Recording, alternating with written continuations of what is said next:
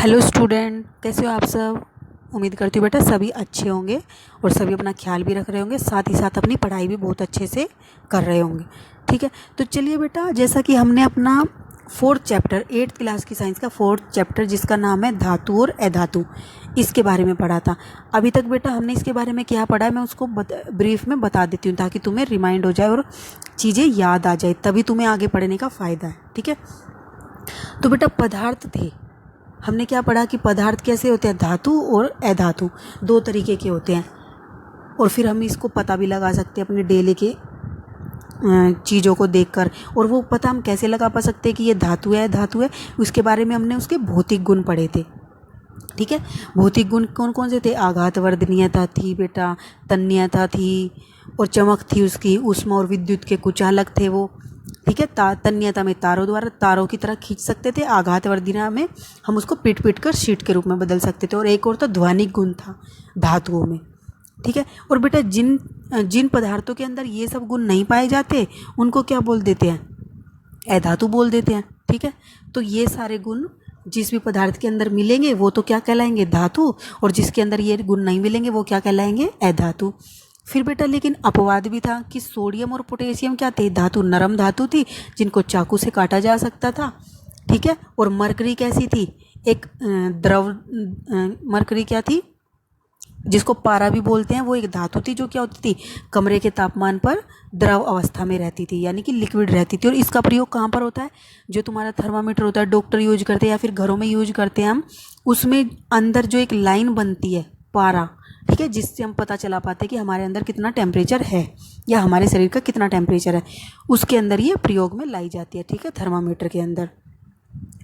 तो बेटा ये अपवाद था उसका। और अब फिर उसके बाद हमने क्या पढ़ा, धातु और अधातु के रासायनिक गुण। उसमें बेटा हमने एक टॉपिक कंप्लीट किया था जिसका क्या नाम था, ऑक्सीजन से अभिक्रिया। यानी कि धातु और अधातु क्या करती हैं, रासायनिक अभिक्रिया करती हैं। ठीक है, ऑक्सीजन के साथ। तो वो क्या करती थी हमने ये पढ़ा था, एक आयरन था, आयरन ने क्या किया, ऑक्सीजन की उपस्थिति में, जल की उपस्थिति में आयरन को जंग लग गया था। ठीक है, उसने क्या बना दिया था, Fe2O, सो Fe2O3, तो फेरिक ऑक्साइड बनाया था। ठीक है बेटा, और मैग्नीशियम रिबन को हमने जलाया था तो उसने क्या बना दिया था, ऑक्सीजन की उपस्थिति में बेटा मैग्नीशियम ऑक्साइड। ठीक है, तो ये सारे क्या थे, ऑक्साइड, ऑक्सीजन के साथ अभिक्रिया करके धातु और अधातु दोनों क्या बनाती हैं, ऑक्साइड बनाती हैं। ठीक है, तो ऑक्साइड। और फिर हमने क्या करा था बेटा, क्रियाकलाप के द्वारा ये जानने की कोशिश की थी कि धातु जब रासायनिक अभिक्रिया करती है ऑक्सीजन के साथ तो उनकी प्रकृति कैसी रहती है। तो जो धात्विक ऑक्साइड हमें मिलते हैं उनकी प्रकृति बेटा कैसी होती थी, अक्षारीय प्रकृति होती थी। ठीक है, धात्विक ऑक्साइड की अक्षारीय प्रकृति होती थी, और जो अधातु के ऑक्साइड होते थे उनकी प्रकृति कैसी होती थी बेटा, अम्लीय होती थी। ठीक है, उनकी प्रकृति धातु के ऑक्साइडों की प्रकृति होती थी अम्लीय। ठीक है, हमने यहाँ तक किया था। तो बेटा आज हम जानेंगे कि जल के साथ उनकी अभिक्रिया धातु और अधातु की कैसी होती है। तो चलिए हम अपना मेन टॉपिक स्टार्ट करते हैं, जल के साथ अभिक्रिया। आइए देखें धातु और अधातु किस प्रकार जल के साथ अभिक्रिया करते हैं। सोडियम धातु बहुत अभिक्रियाशील होता है। तो बेटा सोडियम क्या होता है, सोडियम धातु अभी बड़ा नरम भी होता है वो, और ये बहुत अभिक्रियाशील होता है, यानी कि ये ऑक्सीजन और जल के साथ क्या करता है, अत्यंत तीव्रता से अभिक्रिया करता है। तो बेटा अभी इसको हम जल में भी नहीं रख सकते और इसको हम किस में, वायु में भी नहीं रख सकते। तो इसका एक ही ऑप्शन बचा, हम इसको क्या रख सकते हैं, मिट्टी के तेल में रख सकते हैं। ठीक है, लेकिन एक और बात बेटा, ये क्या करता है, जब जल और ऑक्सीजन के साथ अभिक्रिया करता है तो ये ऊष्मा उत्पन्न करता है बहुत। ठीक है, बहुत अधिक मात्रा में। और इसका पता हम कैसे चला पाते हैं, तो ये जिस भी पात्र के अंदर ये अभिक्रिया होती है वो पात्र क्या होता है, गर्म हो जाता है। तो आइए हम इसको देखते हैं कि वो कैसे पता चलेगा हमें कि ये गर्म है या नहीं। तो बेटा हमने क्या लिया, एक सोडियम धातु का एक टुकड़ा लिया, कितना, गेहूं के दाने के बराबर। ठीक है, इसको हमने चिमटी द्वारा पकड़ा और फिर क्या किया, 250 ml का एक कांच का गिलास लिया, उसमें आधा जल भरा और सावधानी पूर्वक इस छोटे से सोडियम धातु के टुकड़े को काट कर, मतलब जो कि हमने गेहूं के दाने का ले लिया था, उसको फिल्टर पत्र की सहायता से क्या किया, सुखा लिया। क्योंकि इसको किस में रखा था, मिट्टी के तेल में रखा था, तो उसको हमने सुखा लिया। फिर उसको रुई के छोटे टुकड़े में लपेट दिया। फिर इस लिपटे हुए रुई के टुकड़े में सोडियम को हमने क्या किया, बीकर में डाल दिया, जिसमें क्या था, हमने आधा जल भर रखा था। फिर क्या हुआ बेटा, जैसे ही हमने जल में डाला, हमने बोला कि तीव्र अभिक्रिया करता है, तो ये क्या होता है, जल उठता है, उसके साथ अभिक्रिया करता है। तो बेटा हमें इससे दूर होकर ये प्रेक्षण करना चाहिए। और बेटा इसमें क्या होगा, जब ये अभिक्रिया बंद हो जाएगी तो तुम ये अनुभव करोगे, जब तुम उस बीकर को हाथ लगाओगे कि तो वो बीकर गर्म हो जाता है। तो इसी से हमें क्या पता चल रहा है कि ये ऊष्मा भी उत्पन्न करता है। तो बेटा अब जो ये जल बच गया जिसमें इसने क्या की, अभिक्रिया की, उस विलयन के द्वारा हम इसकी प्रकृति का पता लगा सकते हैं। ठीक है, कि ये अम्लीय है या अक्षारीय है। आपने देखा कि सोडियम जल के साथ तीव्र अभिक्रिया करता है। तो बेटा सोडियम क्या करता है, जल के साथ तीव्र अभिक्रिया करता है। लेकिन सभी धातुएं ऐसा नहीं करती, कुछ ही धातु होती है जो क्या करती है, अपने गुणों से अलग बिहेव करती है। जो धातु का गुण होना चाहिए उसकी बजाय वो दूसरे तरीके का गुण बिहेव मतलब दिखाती हैं, दर्शाती हैं।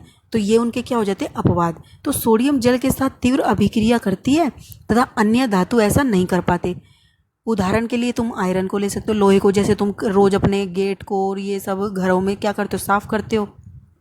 क्या वो अभिक्रिया कर एकदम से अभिक्रिया करते हैं, नहीं, धीमे धीमे। अगर जब डेली हम उसका क्या करेंगे, उस पर जल लगाएंगे और ऑक्सीजन की उपस्थिति में क्या होएगा, जंग लगना शुरू होएगा। और एक दिन काफ़ी समय के बाद उसमें क्या लग जाएगा, जंग हमें दिखने लगेगा अच्छे से। ठीक है, तो वो क्या थी, एक धीमी प्रक्रिया थी जो आयरन के साथ हुई थी। ठीक है, और ये वाली क्या थी, तीव्र अभिक्रिया थी सोडियम की, लेकिन है दोनों धातु। अब बात करते हैं हम अधातु की। सामान्यतः अधातु क्या करती हैं बेटा, जल के साथ अभिक्रिया नहीं करती। यानी कि ये अधातु मतलब कि सामान्यतः की अधिकतर धातुएं जल के साथ अभिक्रिया नहीं करती। यद्यपि क्या करती हैं, वे वायु में बहुत सक्रिय रहती हैं। इसका मतलब हमें क्या करना पड़ेगा, वायु से उसका बचाव करना पड़ेगा। इस प्रकार के अधातुओं को जल में रखा जाता है। तो हम क्या जल के साथ अभिक्रिया नहीं करते, अभी बोला हमने, तो इसलिए हम धातु को क्या करेंगे, अधातुओं को जल में रखेंगे। ठीक है, उदाहरण के लिए तुम ले सकते हो फॉस्फोरस। अब फॉस्फोरस क्या है बेटा, एक अधातु है। ठीक है, और ये क्या, ये बहुत असक्रिय धातु है जो क्या करती है, वायु में अगर हम इसको खुला रख देंगे तो ये आग पकड़ लेगी। ठीक है, तो इसलिए हम इसको किस में रखेंगे, जल में डुबो कर रखेंगे। ठीक है, तो फॉस्फोरस से वायुमंडलीय ऑक्सीजन का संपर्क न हो सके इसलिए हम इसको किस में रख देते हैं, जल में रख देते हैं। तो बेटा अब ये फॉस्फोरस क्या है, इसका एक और उपयोग है, ये कहाँ पर उपयोग होती है, क्या तुम बता सकते हो इसको? चलो मैं ही बता देती हूँ। तो बेटा फॉस्फोरस क्या होता है, जो तुम देखते हो अपने डेली लाइफ में यूज करते हो, माचिस की तीलियाँ। ठीक है, उनके टिप पे जो एक ब्लैक ब्लैक कलर का या फिर रेड कलर का मटेरियल लगा होता है, वो किस चीज़ का बना होता है, वो बेटा इसी फॉस्फोरस अधातु का बना होता है। ठीक है, तभी तो अगर हम उसको थोड़ा सा स्क्रैच करते हैं तो क्या होता है, वो आग पकड़ लेता है। ठीक है, वायु की उपस्थिति में ही।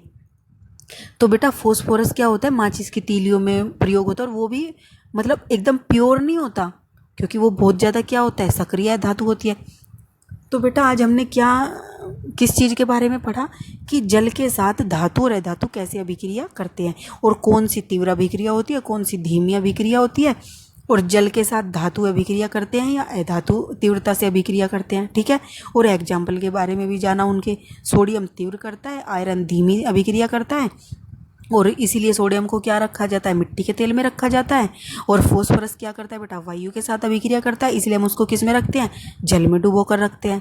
ठीक है, उम्मीद करती हूँ बेटा आपको ये टॉपिक अच्छे से समझ आया होगा। अगर आपको ये टॉपिक समझ नहीं भी आया है तो बेटा आप इसको दोबारा से वीडियो को प्ले करके देख सकते हो, तुम्हें अच्छे से समझ आ जाएगा। लेकिन इस टॉपिक को समझना ज़रूर है अच्छे से। ठीक है, तो बेटा तब तक के लिए पढ़ते रहिए, हंसते रहिए, मुस्कुराते रहिए और आगे बढ़ते रहिए।